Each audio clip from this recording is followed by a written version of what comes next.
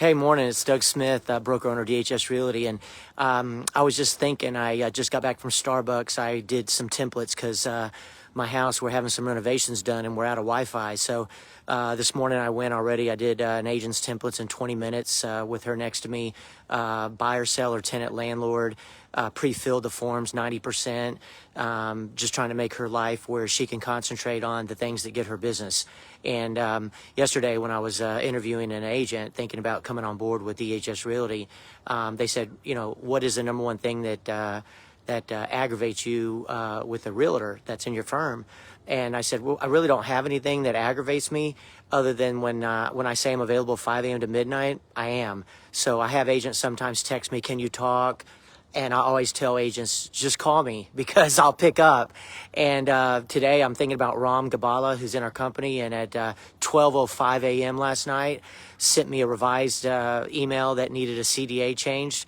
And I'm glad that I was up, and I do stay up past midnight, and I always check my phone right before I go to bed. So got that CDA done at 12:10, and got my 6 hours in or 5 hours of sleep. I feel refreshed. And now I'm back at the house because I've got dog duty today with Golden Doodle and a Sheltie. And I love real estate because anywhere you have cell service and Wi-Fi, it can be your office. So it really doesn't matter where I'm at. And, you know, agents continue to still ask me how to get business. And you've got to be on social media. You've got to leave videos. You've got to give content. You've got to be present every day on social media multiple times so that people continually hear your information and your selflessness. So for any agent out there that's worried about a broker that's not available 5 a.m. to midnight, if you ever want a new home or at least you want to talk about it, we'd be honored to advocate for you at DHS Realty. So remember, you got to be on social media. If you're a new agent, there's no secret to how you get business. You've got to be involved socially. I had gotten on the Parks and Rec board in Carrollton. I was in the Rotary, which a bunch of men that were, I think I was the youngest one under 80 years old. But I paid my dues. I started doing volunteer work. I did brochures for every Thursday morning meeting at Brookhaven Country Club back in 2005 and 6.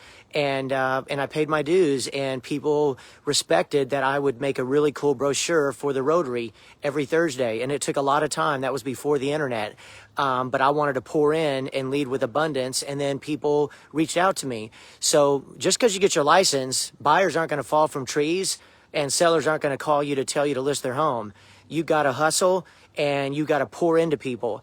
And that means you have to have a presence on social media. That means, yeah, you're going to have time away from your family. You might not live a work-balanced life with your family. If you want to be successful, you're going to have to be away from them on Saturday and Sundays, open houses, ROT, return on time.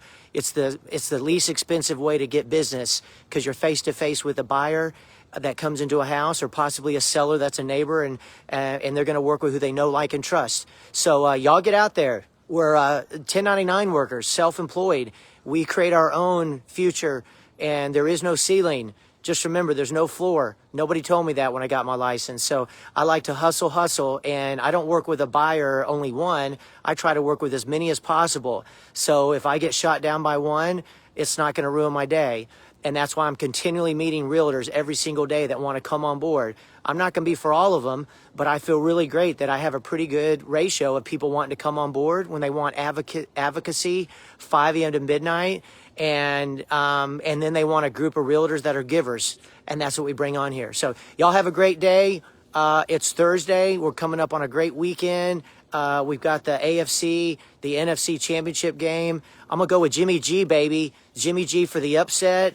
And I'm going to look at the Niners being in the Super Bowl from the NFC. And I'm going to pick an upset on both. I'm going to go with the Bengals, even though I bet against them with Dave Wilson. You know, I'm hoping that I lose, but I'm thinking that the Bengals are going to take it in Kansas City. So Bengals and Niners in the Super Bowl. You heard it here first. Don't bet on it because I'm probably wrong. I have been wrong on all the bets so far this year. Y'all be safe and go get some.